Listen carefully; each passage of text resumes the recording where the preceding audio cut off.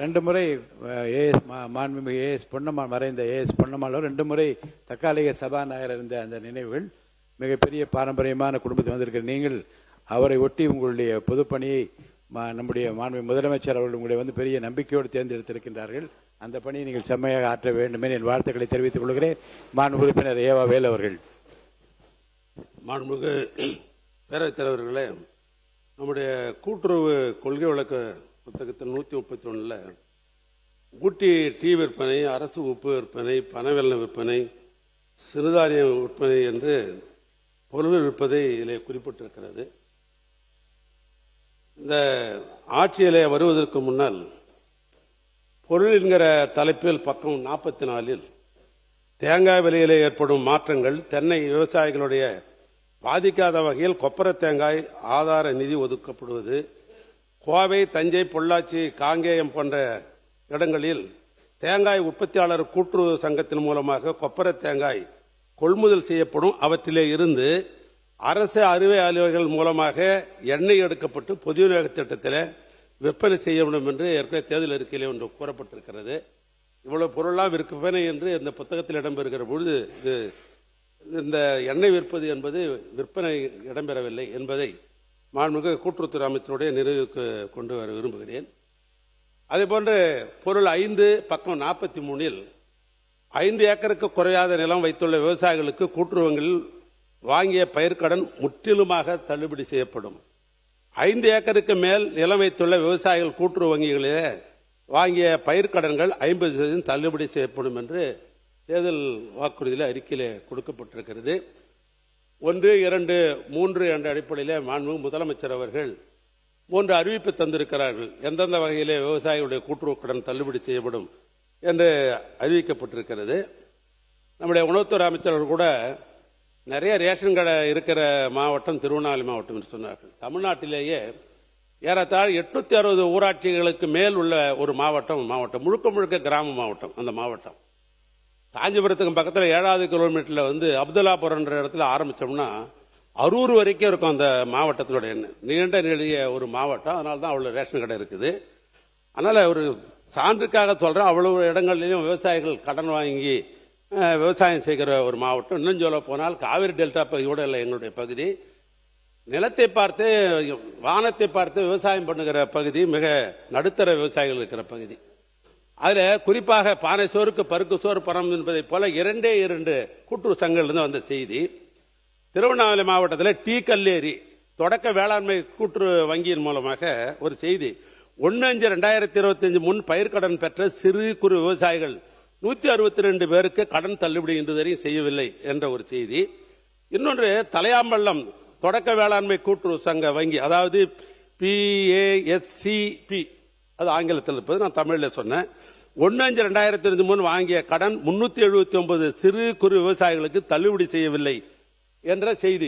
இது 2 சொசைட்டி பார்த்து சொல்றேன். இப்படி பல சொசைட்டிகள்ல கடன் இன்னும் தள்ளுபடி செய்யவில்லை, பாதிக்கிறோம் என்கிற விவசாயிகள் தொடர்ந்து போராடி கொண்டிருக்கிறார்கள். நான் கூட்டுறவுத்துறை அமைச்சரை கேட்டுக்கொள்ள விரும்புவது, இந்த சபையின் மூலமாக விவசாயிகளுக்கு தேர்தல் அறிக்கையிலே சொன்ன வாக்குறுதிகளை நிறைவேற்ற முடியவில்லை என்கிற நாங்கள் எடுத்துக்கொள்ளலாமா, அல்லது இல்லை இன்னொரு அறிக்கை வரும் எல்லாமே நாங்கள் சொன்னபடி தள்ளுபடி செய்வேன் என்று அமைச்சர் அவர்கள் பதிலோரிலே சொல்வாரா என்று நான் எதிர்பார்க்கிறேன். கதிரவன். கதிரவன்.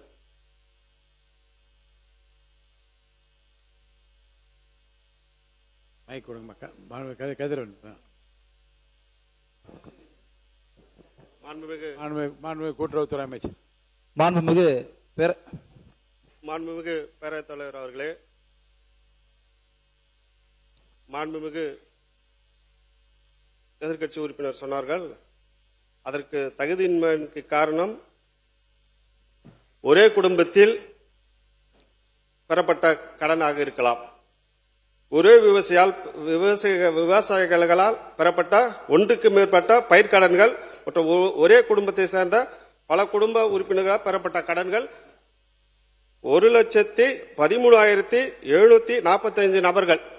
அதில் அண்ணன் சொன்னது அதில் கவர் ஆகும் என்பதை தங்கள் வாயிலாக தெரிவித்துக் கொள்கின்றேன்.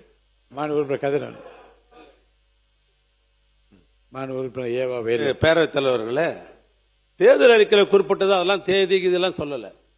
5 ஏக்கருக்கு குறைவாக நிலம் வைத்துள்ள விவசாயிகள் கூட்டுறவு வங்கிகளே வாங்கிய பயிர்க்கடன்கள் முற்றிலுமாக சிறு குறு விவசாயிகளுக்கு முழுமையாக தள்ளுபடியும். அதுதான் உங்களுக்கு உங்களுடைய வாக்குறுதி. அதனால தான் சொல்றேன் நான். மாண்புமிகு பொதுப்பணித்துறை அமைச்சர் அவர்கள். மாண்புமிகு பேரவைத் தலைவர் அவர்களே, எங்களுடைய மாண்புமிகு முதல்வர் தேர்தல் அறிக்கையில் கூறியதை அனைத்தையும் நிறைவேற்றுவார். அதுல எந்த விதமான கருத்து வேறுபாடுகளும் கிடையாது. மாண்புமிகு சட்டமன்ற உறுப்பினர் குறிப்பிடும் பொழுது ஒரு அரசியல் கண்ணோட்டத்துடனோ ஒரு அரசியல் மேடையில் இருக்கிற மாதிரியே இன்னும் பேசிக்கிட்டே இருக்கிறாரு சட்டசபையில. ஒரு மானிய கோரிக்கையில இந்தந்த திட்டங்களை எப்பொழுது செய்யலாம்னு கேட்கலாம். தேர்தல் அறிக்கையில செய்வதை நீங்க செய்யாம விட்டுட்டீங்க, செய்வீங்களா? அந்த மாதிரி கருத்தைகள் வரும் பொழுது 200 தொகுதியிலும் வெல்வோம் சொல்ல திமுக விவசாய கடனை பத்தி பேசவே இல்லை, நாங்களும் சொல்ல முடியும். ஆனால் இந்த அவையை பொறுத்த வரைக்கும் விவாதங்கள் மானிய கோரிக்கை ஒட்டி அவர் பதிவு பண்ணிட்டாரு. தேங்காய் விவசாயிகளை பத்தி பதிவு பண்ணாரு. ஒவ்வொரு திட்டங்களும் 3 மாசம் தான் வந்திருக்கும். இப்ப வரைக்கும் 75,000 ரூபாய் வரைக்கும் கடன் தள்ளுபடி பண்ணியிருந்தாங்க. மாண்புமிகு முதலமைச்சர் நேற்று 1 லட்சம் ரூபாய் வரைக்கும் தேர்தலுடைய விவசாய கடனை தள்ளுபடி பண்ணான்னு ஒரு மாபெரும் அறிவிப்பை நேற்று வந்து அனௌன்ஸ் பண்ணியிருந்தாங்க. விவசாய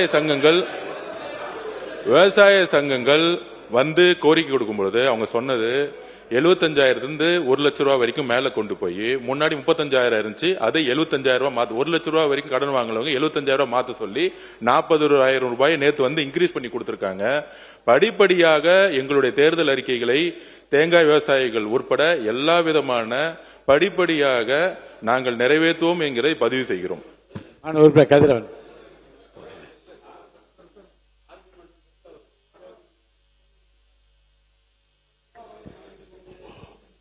மாண்புமிகு பொதுப்பணித்துறை அமைச்சருடைய கவனத்துக்கு கொண்டு வர விரும்புகிறேன். பொதுக்கூட்டத்தில் பேசுற மாதிரிலாம் இல்லைங்க. நாங்கள் பேசுவது என்பது நீங்க தேர்தல் அறிக்கையில் சொன்னது. இப்ப நிறைய சொல்லியிருக்கிறீங்க. எங்களுடைய தலைவரை நான் 6 மாதம் வரைக்கும் எந்த இதையும் விமர்சனம் பண்ண மாட்டேன்னு சொல்லியிருக்கிறார். சிலவைகளுக்கு நாளாகும், அது இல்லைன்னு மறுக்கல. விவசாய கடன்றது எப்பொழுதுமே வந்த உடனே தள்ளுறதா விவசாய கடன். இதுக்கு வந்து நாட்கள்லாம் கிடையாது. நான் என்ன கேட்டேன், 3 முறை நீங்க ஏற்கனவே சொல்லியிருக்கிறீங்க. 4வது முறை இது முழுமையாக தள்ளுபடி செய்வதற்கு ஏதாவது ஆலோசனை வைத்திருக்கிறீங்களா, அறிவிக்க போறீங்களா? அந்த விவசாயிகள்லாம் கேட்கறாங்க. அவங்களுக்கு எப்படி நாங்க மக்கள் பிரதிநிதியாக என்ன பதில் சொல்றது? இப்ப நாங்க அசம்பிளி முடிச்சுட்டு போன உடனே கேட்பாங்க, எங்க சட்டசபையில கேள்வி கேட்டீங்களா, முழுசும் தள்ள போறாங்களா, இல்ல இவ்வளவு ஒரு சொசைட்டிலயும் 200 பேர் 300 பேர் தள்ளுபடி இல்லாத இருக்குது அப்படின்னு சொல்லுமா? நாங்க பதில் சொல்லணுமா இல்லையா? இல்ல எங்க அரசியல் இருக்கிறது? அரசியல்லாம் இல்ல. இது கூட்டுறவு கடன் வந்த உடனே தள்ளுறதான் கூட்டுறவு கடன். நான் ஏற்கனவே இதே மன்றத்தில் நான் பதிவு பண்ணேன். ஒரு நிமிஷம் இருங்க. நான் ஏற்கனவே இதே மன்றத்திலே பதிவு பண்ணிருக்கிறேன். 2006 கூட்டுறவுத்துறை அமைச்சராக இருக்கிற பொழுது அன்றைக்கு முழு கடனையும் 6,000 கோடி ரூபாய் அண்ணன் கலைஞர் தள்ளுபடி பண்ணா நான் தான் பண்ணேன். சென்ற முறை ஆட்சிக்கு வருகிற பொழுது நம்முடைய முதலமைச்சராக இருந்த அண்ணன் மு.க. ஸ்டாலின் விவசாயிகளுக்காக கடன் பட்டிருக்கிற அத்தனையும் தள்ளுபடி செய்ய சொன்னார். எல்லாத்தையும் தள்ளுபடி பண்ணார். இப்ப நான் கேட்கறது, நீங்க சொல்லிருக்கிறீங்களே 5 ஏக்கராக்கு உட்பட்டது பூரா முழுமையாக தள்ளுபடி செய்யப்படும், 5 ஏக்கராக்கு மேல இருக்கிற விவசாயிகளுக்கு பாதின்னு சொல்லிருக்கீங்க. அது உண்டா இல்லைன்றதான் என்னோட கேள்வி. பொதுப்பணித்துறை அமைச்சர் அவர்கள்.